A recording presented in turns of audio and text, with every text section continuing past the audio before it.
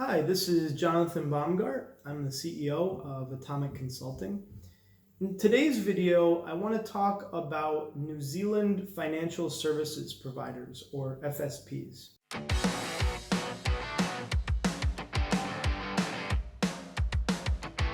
So the reason I wanted to make this video is to provide a little background on New Zealand, mention some changes or updates that happened a couple of years ago, and also provide some warnings about potential pitfalls that brokers can run into with New Zealand.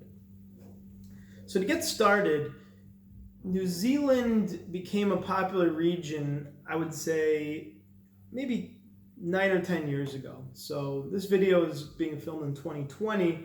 So around 2010 or 11, what many brokers began doing is setting up FSP companies in New Zealand, which stands for Financial Service Provider.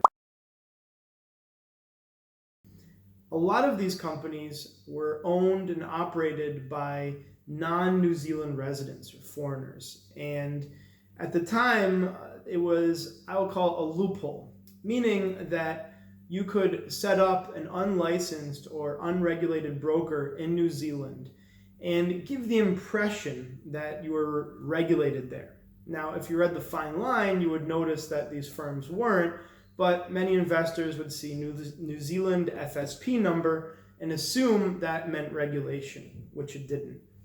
And for a while, the New Zealand authorities weren't really aware of what was happening. So many opportunistic consultants were promoting New Zealand as an area to register a broker. And this has happened in many regions where there's no license. Volume of unlicensed and unregulated brokers began to pile into the marketplace, and it was only a matter of time that clients began complaining, especially local clients, about fraud or broker cheating them, etc. Some of the common complaints that happen with unregulated, unlicensed operations. So what happened was in 2017, the regulatory body in New Zealand, which is the New Zealand FMA or Financial Markets Authority, they got wind and they found out that, a lot of these companies had no presence in New Zealand. They didn't have any, local staff. They were offering FX and CFD trading out of New Zealand, but had no intent to do anything in the country. So they made a quick change. And they classified FX as derivatives. Beforehand, it didn't fall under the FMA's umbrella, and that's why it was unregulated. But as soon as they classified it as a derivative, now the FMA could regulate FX trading in New Zealand. And essentially, they closed the loophole. Because by doing this, they made it clear that anyone who wanted to operate in New Zealand would have to follow the same rules that all regulated entities would need to follow, which means establishing a presence, putting up capital, in the range of $1 million New Zealand dollars or so, and demonstrating that they wanted to do business locally. Many of the companies were kind of grandfathered in to the extent where they were left alone for a little bit if they didn't do anything, but eventually word got around and these companies slowly kind of shut themselves down. A lot were shut down immediately. So for a brief period of time, this loophole came up. Now, occasionally we do hear of companies offering, a New Zealand setup, but there's no point in doing this because if you're trying to operate an FX broker with a New Zealand FSP, it's next to useless. You'll never get a bank account.